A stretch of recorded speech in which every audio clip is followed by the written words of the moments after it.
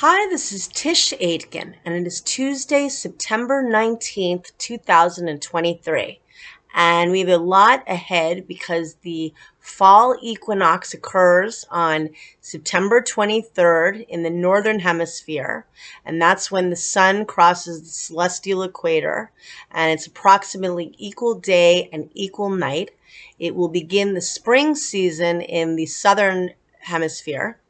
And this is a time for all of us to evaluate the season ahead and to plant new seeds. The sun enters the cardinal air sign of Libra, the very first degree, which is at the world point on September 23rd at 2:50 a.m. Eastern Daylight Time. I cast the chart for Washington, D.C., and it has 0 degrees of Leo ascendant. So the sun rules the chart, and the sun is at the very first degree of Libra.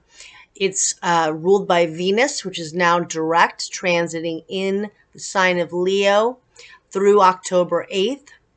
Venus is conjunct Juno, which is an asteroid of partnering in the sign of Leo. And so a lot of energy around partnerships and celebration and love.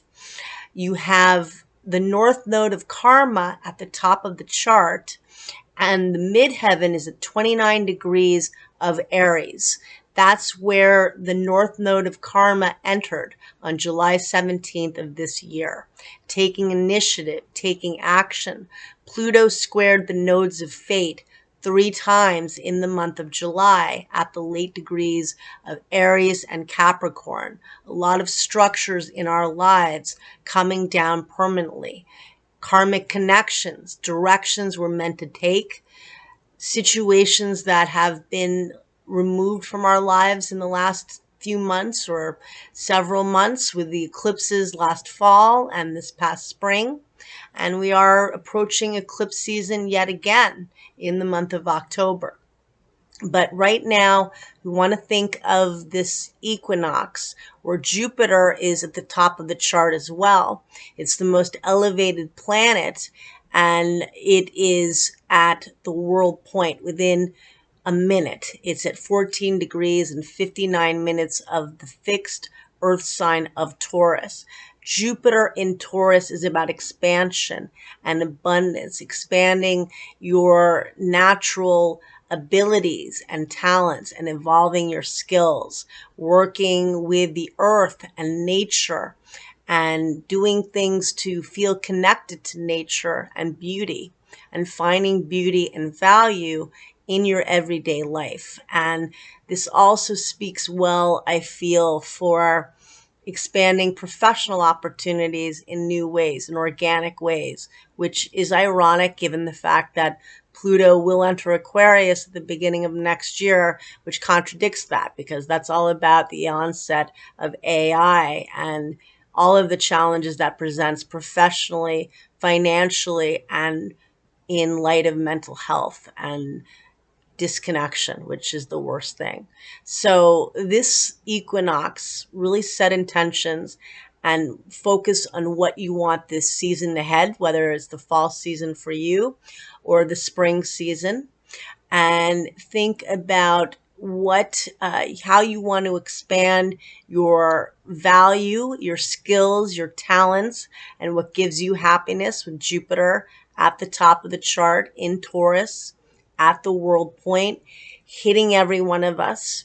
Mercury is now direct in Virgo, and it will be clearing its shadow on September 30th when it gets to 21 degrees of the sign of Virgo, where it retrograded in August. And Venus clears its shadow on October 7th when it clears 28 degrees of Leo, which it retrograded on July 22nd. So although Mercury and Venus are now direct, Mercury station on September 15th. Many people got big news last week because Mercury stationed right within a degree of the world point at 8 degrees of Virgo. Anything at 7 degrees of the mutable signs, and Virgo is a mutable sign. And then Jupiter had stationed retrograde rather on September 4th at 15 degrees of the fixed earth sign of Taurus, anything at 15 degrees of the fixed signs, and that is bringing things to a whole other level. So finding value and happiness and joy in your lives during this time, during Saturn and Pisces. Again, we're all going to get a chance to retrace and redo Saturn and Pisces when it stations direct on November 4th at the very first degree of Pisces, where it entered on March 7th of this year. And it's going to transit in the sign of Pisces on and off through February 15th, 2025. That is a difficult placement of Saturn, yet for all of us, we need to swim together. We need to come together and form connection at a time that's very alienated. And we need to anchor dreams. There's a lot of creative magic and energy available if we can surrender in some ways and let things flow, which is not an easy thing to do. I am offering a reading special, which is going to expire, I guess, Monday of next week.